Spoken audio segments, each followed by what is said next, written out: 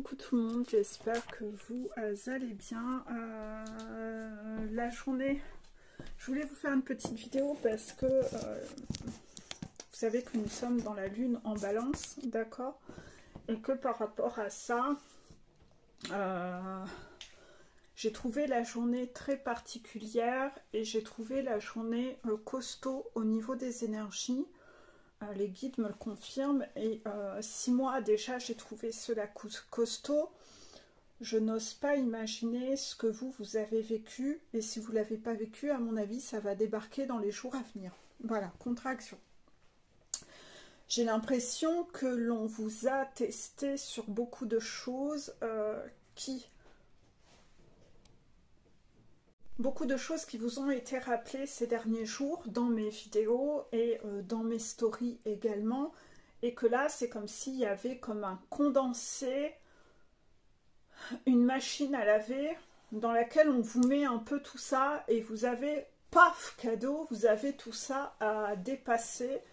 Et ces tests là pour voir si vraiment vous avez vraiment été attentif aux vidéos, si vraiment vous avez été attentif aux messages en story, aux articles, est-ce que vraiment vous avez pris ça en considération?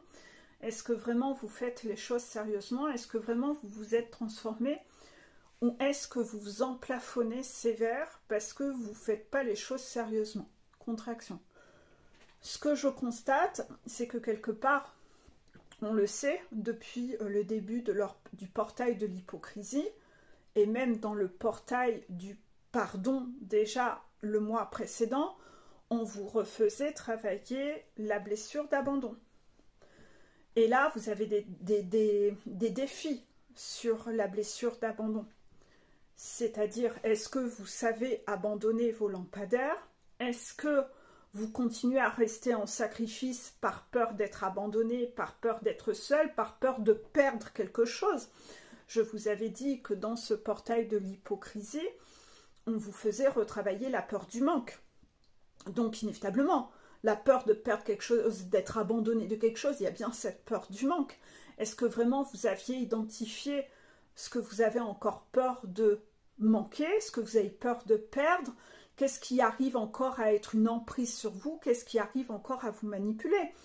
Sur quoi vous vous emplafonnez sévère, en fait? Donc, en fait, on vous teste sur tout ça pour voir comment vous réagissez par rapport à ça. Est-ce que vous perdez vos valeurs? Est-ce que vous reniez vos valeurs par peur d'eux? Est-ce qu'il y a quelqu'un qui a encore un totem d'immunité autour de vous que vous avez peur de perdre? Est-ce que pour cette peur de perdre cette personne, vous acceptez tout et n'importe quoi de ces gens-là? Il y a tout ça où vous avez des défis et des tests. Ceci dit, quand vous acceptez la facilité par peur de souffrir, par peur dès que c'est un choix en fonction de la peur, c'est toujours un mauvais choix, je n'arrête pas de le dire. Et à chaque fois que vous posez cette action ou ce choix de choisir la facilité, vous êtes dans l'abandon. Vous choisissez la facilité. Mais c'est complètement ahurissant en fait. C'est-à-dire que votre peur du conflit va vous rendre caméléon. D'accord? Vous allez être un caméléon. Donc d'extérieur, les gens qui vous voient comme quelqu'un d'instable, de manipulable, et c'est franchement pas sexy en fait. C'est franchement pas sexy. Quelqu'un qui est versatile, qui change d'avis, qui est très faible dans sa façon de ses convictions, c'est très fébrile, cette personne retourne sa veste, il y a des gens qui le voient, que vous êtes comme ça, par peur d'eux. Et en fait, vous renvoyez une image de caméléon, et un caméléon, c'est pas sexy, c'est pas fiable. Vous apparaissez comme quelqu'un de pas fiable, vous apparaissez comme quelqu'un d'instable. Quand vous avez une peur du conflit, vous allez être un caméléon, et dans ce côté caméléon, vous allez abîmer des gens autour de vous. Parce que vous, votre problème, c'est la peur du conflit avec une personne qui vous intimide, et dans cette peur du conflit, vous abîmez des êtres innocents autour de vous. Par exemple, vous êtes un papa qui va passer un week-end chez ses parents, et pour impressionner ses propres parents, vous allez être un caméléon, et dans ce côté caméléon, vos enfants, vos propres enfants vont être abîmés, ils vont pas vous reconnaître, vous êtes beaucoup plus autoritaire quand vous êtes en présence de vos parents, et par peur de ce conflit avec vos parents, vous allez abîmer vos enfants. Ouais, mais c'est pas grave, tant que vous vous êtes pas abîmé. Ben ça, c'est un exemple typique. Vous abîmez des gens pour ne pas être abîmé vous-même. Pourquoi? Ben parce que vous êtes complètement en soumission avec votre bourreau, en fait. Hein? Donc, on en revient un peu à ce triangle de Karpman, avec votre syndrome sauveur, etc., avec des gens, vous devenez le bourreau de personnes, et en fait, on s'en sort pas.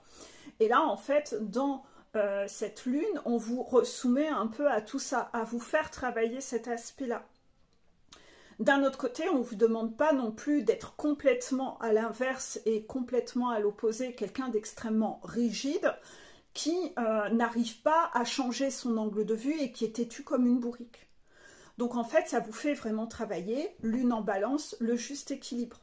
Le juste équilibre, savoir doser, ne pas être un total caméléon qui est très influençable et qui se prostitue et qui perd ses valeurs pour plaire aux gens, parce que par peur d'être abandonné, par dépendance affective, et pas non plus être dans la rigidité, l'autre extrême, de devenir quelqu'un de ultra extrémiste, têtu, qui ne change jamais son angle de vue et qui ne sait pas écouter.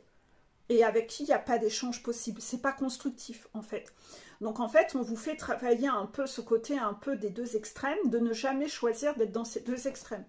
C'est de savoir travailler la nuance de gris et d'être droite dans vos bottes, droite ou droit dans vos bottes, de savoir rester aligné avec vos valeurs. Donc, on va vous tester sur le côté blessure d'abandon. On va voir si vous êtes en sacrifice avec des gens, si vous êtes encore un caméléon, si vous avez encore peur du conflit.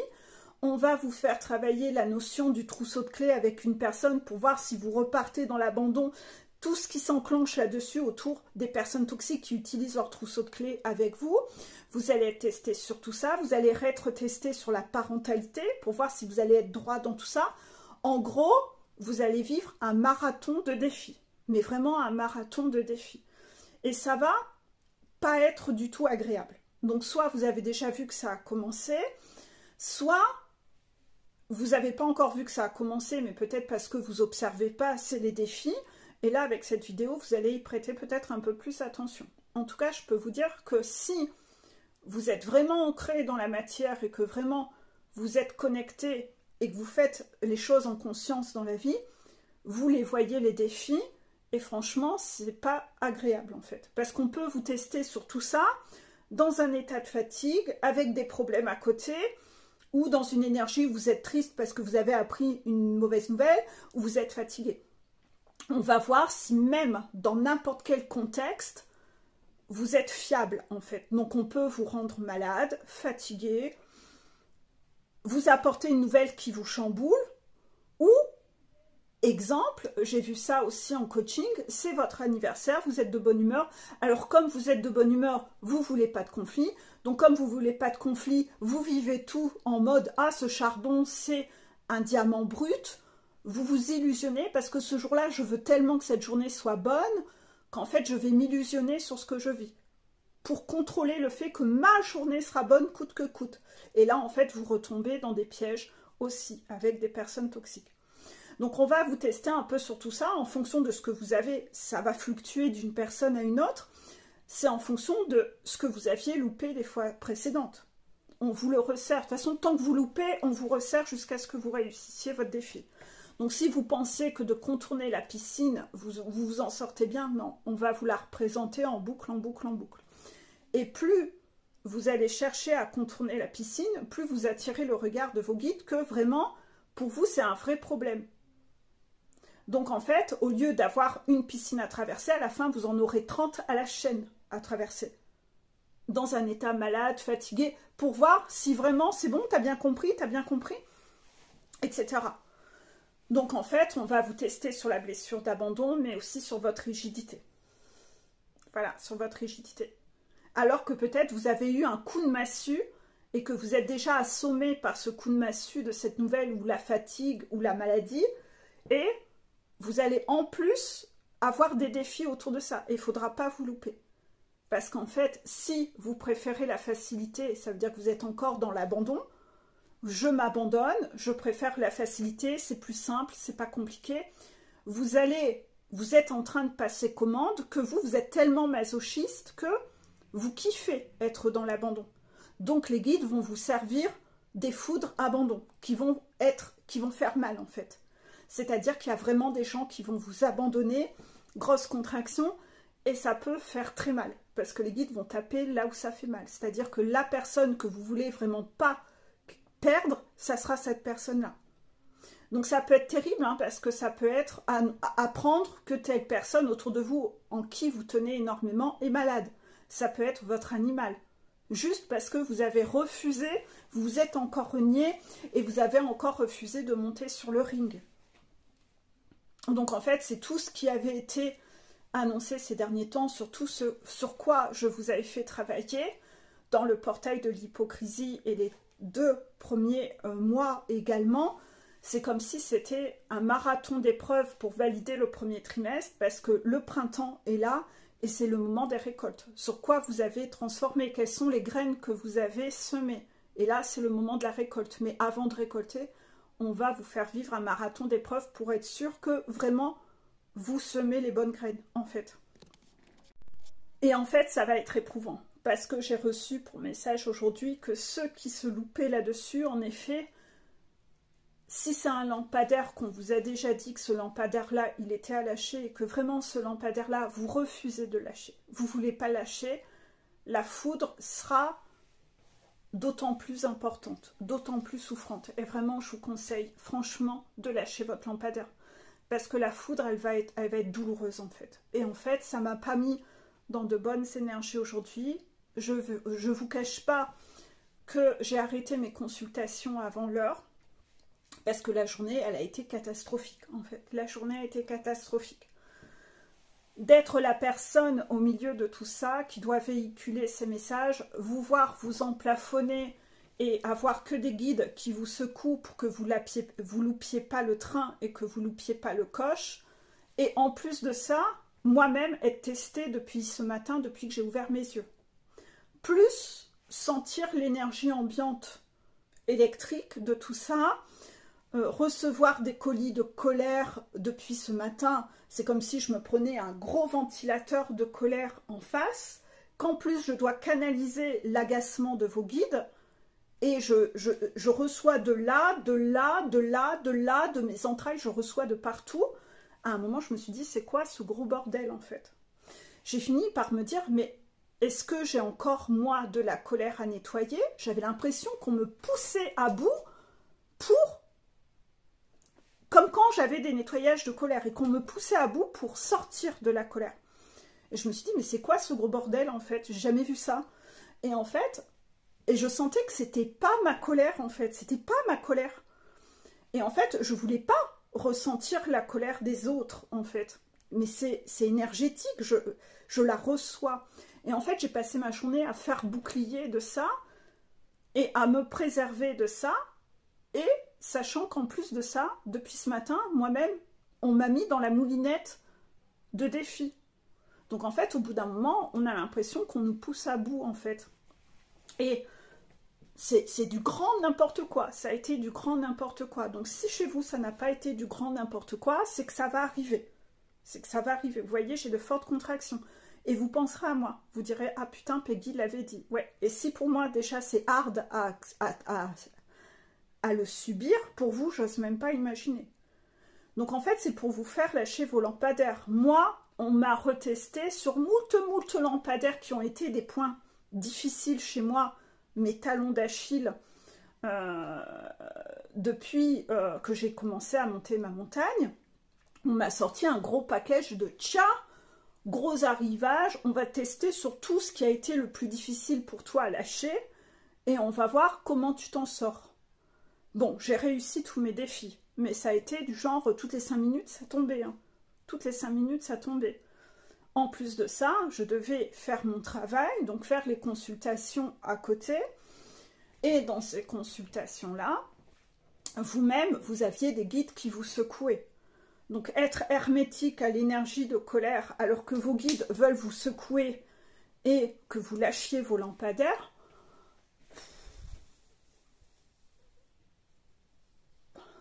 j'ai décidé, il me restait 2 consultations à faire ce soir. J'ai décidé que ces consultations-là passeraient demain, parce que pour moi, ces 2 énergies qui sont des énergies très calmes, qui ont besoin d'énergie calme, et j'avais pas envie de leur faire leur consultation dans une énergie comme ça aujourd'hui en fait. Je me suis dit, ils vont perdre en qualité.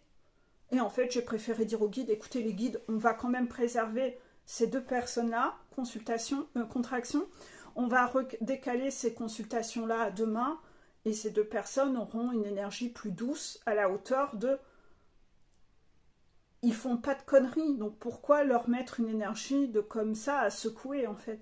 C'est des gens qui travaillent bien, il n'y a pas spécialement, ou quelqu'un qui commence aussi de débutant, enfin voilà, ça s'y prête pas. Donc en fait, en effet, les guides m'ont dit oui, il vaut mieux décaler à demain. Donc je préviens que j'ai de ce fait-là un énorme retard dans mes consultations.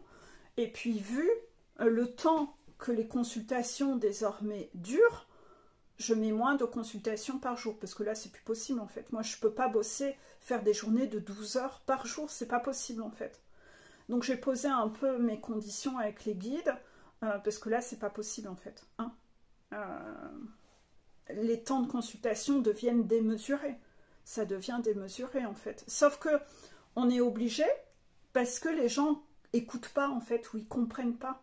Donc en fait, on est obligé de leur répéter en boucle la même chose, d'insister, d'enfoncer le clou. Au lieu d'enfoncer le clou une fois, dans une consultation, on est obligé de l'enfoncer 20 fois, 30 fois en fait. Donc en fait, c'est épuisant, c'est très éprouvant. Voilà, donc voilà, ça explique aussi mon retard cette semaine. Ça décalera la semaine prochaine et j'ai appris que lundi c'était lundi de Pâques, donc pensez bien que je m'octroierai mon lundi de repos. Donc là c'est un peu du grand n'importe quoi et du décalage, c'est pas grave. Quelque part on m'a représenté aussi le défi des engagements, c'était un de mes lampadaires que je n'arrivais pas à lâcher. Donc j'ai accepté de me désengager, de décaler des séances, donc vous êtes tous prévenus. Tous ceux qui sont dans le planning cette semaine, ça décalera en fait, ça va décaler, là c'est pas possible. Surtout que je sais pas si ça va continuer comme ça dans les jours à venir. Donc en fait, en tout cas, on voit que beaucoup d'entre vous se plantent dans leurs défis. Alors que pourtant c'était expliqué dans les vidéos tout ça, hein. Le trousseau de clés, tout ça, la parentalité, la famille, comment vous vous laissez manipuler, la peur du conflit, vous êtes caméléon, les trucs sur lesquels on vous a déjà dit d'arrêter de le faire et vous le refaites. Donc là, en fait, pour les gens qui sont obstinés, un peu en mode tête de bourrique, à se dire que moi je m'en fous, je finirai par fatiguer mes guides et avoir le dernier mot, je ne guérirai pas. Non, je pense que là, les foudres vont tellement être souffrantes et douloureuses que vous allez vous en souvenir toute votre vie, que ce lampadaire-là vous a coûté tel truc. Et en fait, je trouve ça mais tellement dommage. Je comprends pas pourquoi vous jouez à ça. Je comprends pas. Je comprends pas. Moi, j'ai jamais été têtue à ce point-là. Vous voir vous accrocher au lampadaire et pas vouloir lâcher l'affaire, vous n'imaginez pas que c'est pour votre bien qu'on vous demande de lâcher ce lampadaire. Ce lampadaire, c'est comme un cactus. C'est-à-dire que là où vous êtes comme dans un bois ou une forêt qui est en feu. Il y a le feu autour de vous et vous ne voulez pas bouger votre cul. Donc vous êtes en énorme masochiste à rester accroché à votre arbre alors que tout est enflammé autour de vous et vous avez peur de faire autrement, vous avez peur d'abandonner votre recette de crêpes, vous avez peur d'abandonner vos croyances, vous avez peur d'abandonner votre arbre, et pourquoi? Parce que vous avez peur de l'impact et de faire autrement. Vous avez peur de ce qui pourrait arriver. Donc en fait, vous êtes là dans votre forêt où il y a le feu et vous avez peur de sortir de la forêt parce que vous ne savez pas ce qu'il y a en dehors de la forêt. Et vous ne savez pas comment ça va se passer. Quel est le temps? Il y a quoi là en dehors de la forêt? Donc en fait, vous avez tellement une peur de l'inconnu, une peur de perdre quelque chose, la peur du manque qui revient, la peur d'abandonner ce que vous connaissez, que vous restez dans cette forêt où il y a plein de flammes. Donc cette forêt, ça peut représenter un foyer, ça peut représenter votre compte en banque, parce que vous êtes névrosé par votre compte en banque, vous ne voulez pas lâcher 1 euro dans un divorce ou quoi que ce soit, vous ne voulez pas lâcher des gens, vous ne voulez pas lâcher un cercle toxique, vous ne voulez pas lâcher une façon de penser. En tout cas, vous êtes dans une forêt enflammée et vous voulez pas lâcher. Vous êtes rigide. Mais pourtant, par peur de ce qu'il y a au-delà. Mais alors qu'il y a les flammes, en fait, vous associez la souffrance à ce qu'il y a en dehors, alors que vous n'arrivez même plus à voir qu'il y a les flammes là. Donc en fait, on cherche à vous faire sortir de là pour que vous appreniez à voir autrement, mais vous ne voulez pas parce que vous avez peur de l'inconnu. Vous avez peur de ce qui pourrait arriver. Donc vous préférez rester brûlé vif là, à l'abandon total, vous vous abandonnez et vous préférez brûler vif dans l'instant présent par peur du futur. Et en fait, c'est bien ça le problème, c'est ça qu'on veut vous faire lâcher, c'est qu'en fait on veut vous reconnecter à vos émotions pour que vous ressentiez, mais est-ce que par hasard je ne serais pas en train de mourir à petit feu, brûler vif? Oui, j'ai mal. Ah, vous savez, quand vous brûlez vif sur le bûcher, ça fait mal en fait. Hein. Ah, voilà, on a mal. Bah vous êtes là-dedans et ah non, ça fait pas mal. Par contre, j'ai drôlement peur de sortir du bûcher. Oh là là, ne sait-on jamais? Imaginons que je sorte du bûcher et que quelqu'un m'offre un verre d'eau.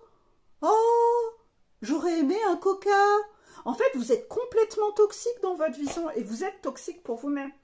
Et bien, cet angle de vue qui est complètement, mais du grand n'importe quoi, c'est là-dedans où vous êtes. Et vous ne le voyez pas. Non, vous ne le voyez pas. Vous êtes dans le masochisme à l'état pur. Et c'est pour ça que vous ne lâchez pas votre façon de faire. Vous restez là-dedans. Votre angle de vue n'est pas du tout le bon. Et vous êtes complètement aveugle, en fait. Donc, le problème de ça, c'est que moi, je suis témoin de ça. Je me dis, mais quand même, je me suis démenée à faire passer des messages. Je vous vois vous emplafonner sévère, vos guides qui se disent, mais c'est pas possible, mais oh, mon pupu, il a rien compris. Donc, vos guides sont pas contents. Et derrière, comme vous faites de la merde, ils sont obligés de vous envoyer de la merde qui vous obligera à quitter le lampadaire. Donc, en fait, c'est des foudres extrêmement fortes, c'est des événements extrêmement souffrants. Et moi, je suis témoin de ça. Bah, ça me fait un peu mal au cœur quand même pour vous, de vous regarder brûler vif comme ça. Je comprends pas, en fait. Vous n'avez pas envie de sortir de la forêt pour être peut-être même un peu sous l'eau? Ouais, mais c'est pas grave. C'est toujours mieux que les flammes, en fait. Hein. Même s'il y a une pluie, ça sera déjà moins pire que les flammes. Et vous savez qu'après la pluie vient le beau temps. Donc, en fait, là, il y a vraiment quelque chose que je comprends pas. Il y a vraiment quelque chose que je comprends pas, en fait, là. Est-ce que j'ai fait ce genre de conneries dans ma montagne? Non. Non, non. C'est pour ça que je suis abasourdie, en fait. Et donc là, on a toute une flopée de rigides, masochistes à l'extrême, qui veulent pas... des têtus, les plus têtus, les plus coriaces, là, ils sont... Donc les gens qui se sont déjà redoublés, triplés leur incarnation, quadruplés, ils refont la même merde. Donc là, moi, je me sens un peu démunie face à ça. Les guides essayent de vous secouer. Mais franchement... essayez d'être dans la remise en question et dans l'humilité, en fait. Hein.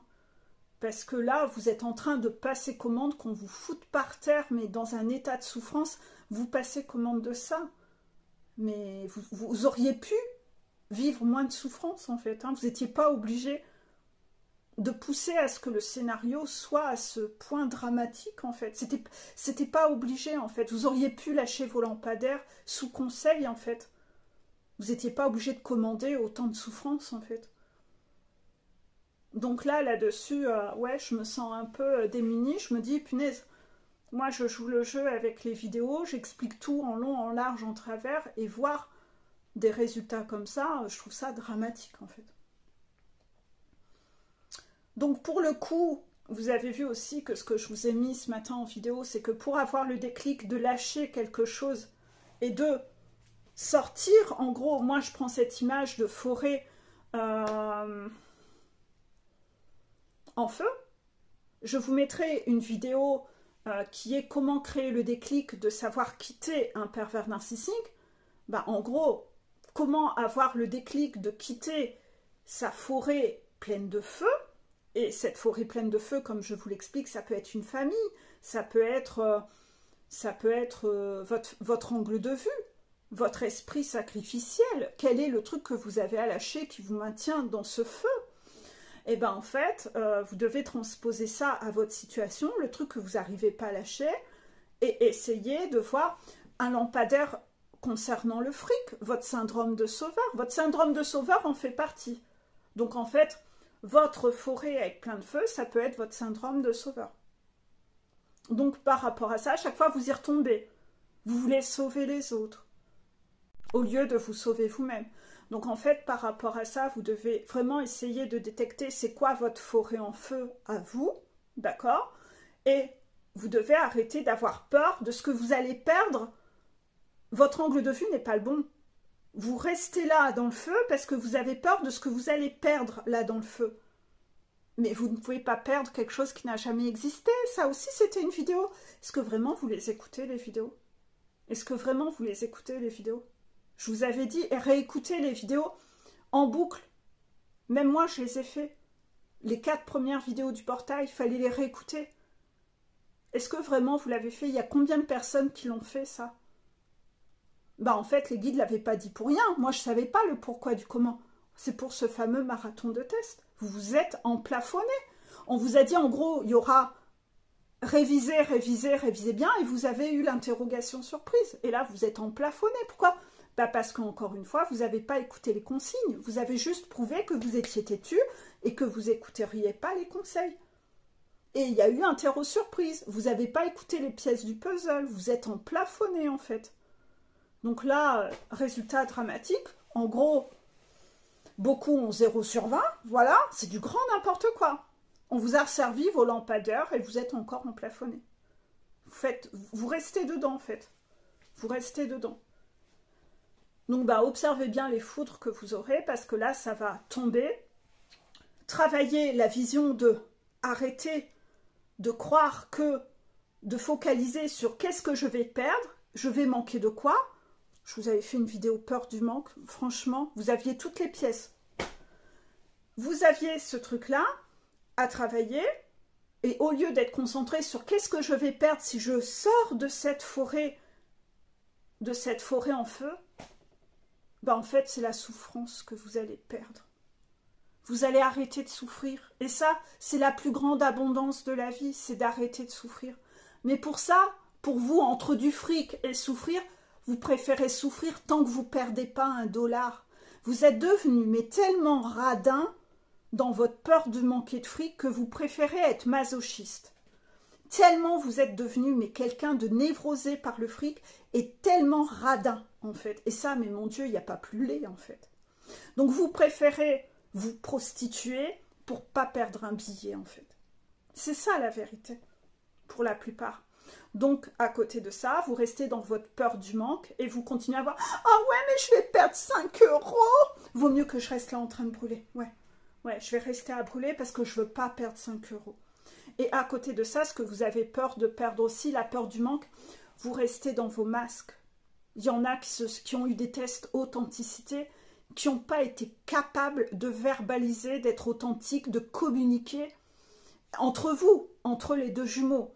Il y a eu des tests, mais loupés. 0 authenticité. 20 000 masques.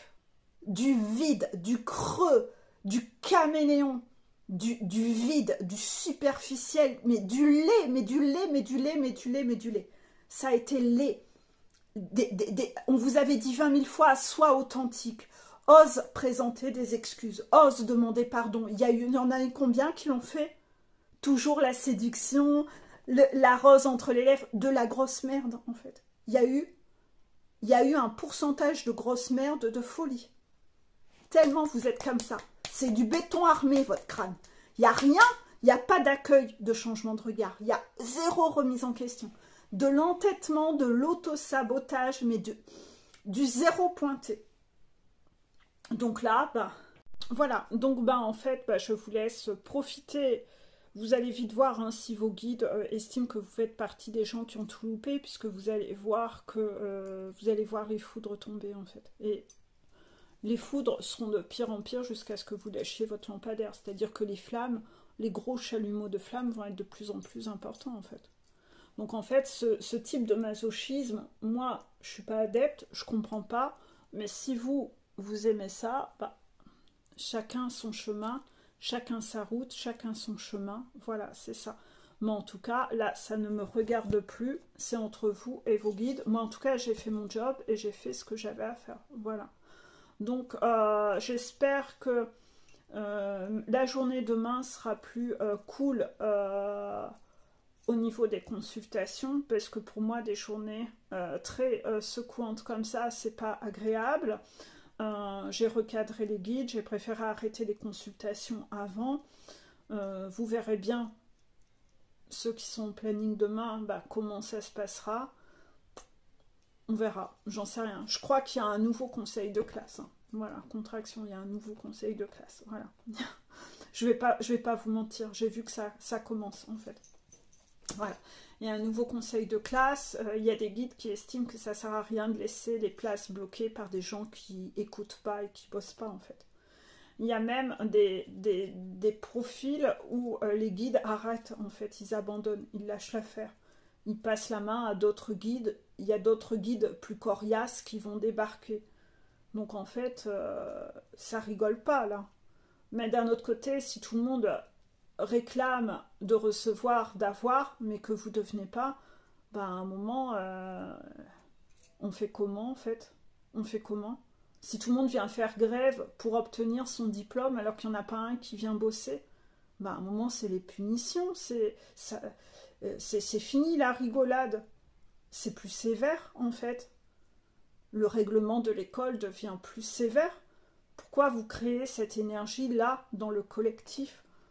À un moment, vous créez cette énergie-là qui va vous revenir dans la figure, vous voyez, à réclamer d'arrache-pied des choses, alors que vous-même, vous ne faites pas le job, en fait. Parce que vous êtes sûr que les guides vont d'être contents d'être cette personne qui subit le fait que vous fassiez grève. Non, en fait, non. Donc là, moi, je ne peux pas prendre du plaisir là-dedans. Donc les guides ont estimé que oui, il y aurait un nouveau conseil de classe pour libérer de la place pour des gens qui sont méritants. Si les gens ne veulent pas bosser, ça ne sert à rien en fait. C'est pas des séances plaisir en fait, avec des guides pas contents, quelqu'un qui fait grève, ça sert à rien quoi, ça rime à rien.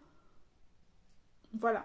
Donc pour le coup, ben, bon courage et surtout bravo à ceux qui bossent, hein, mais en tout cas sachez qu'il y a quand même beaucoup de grévistes. Hein.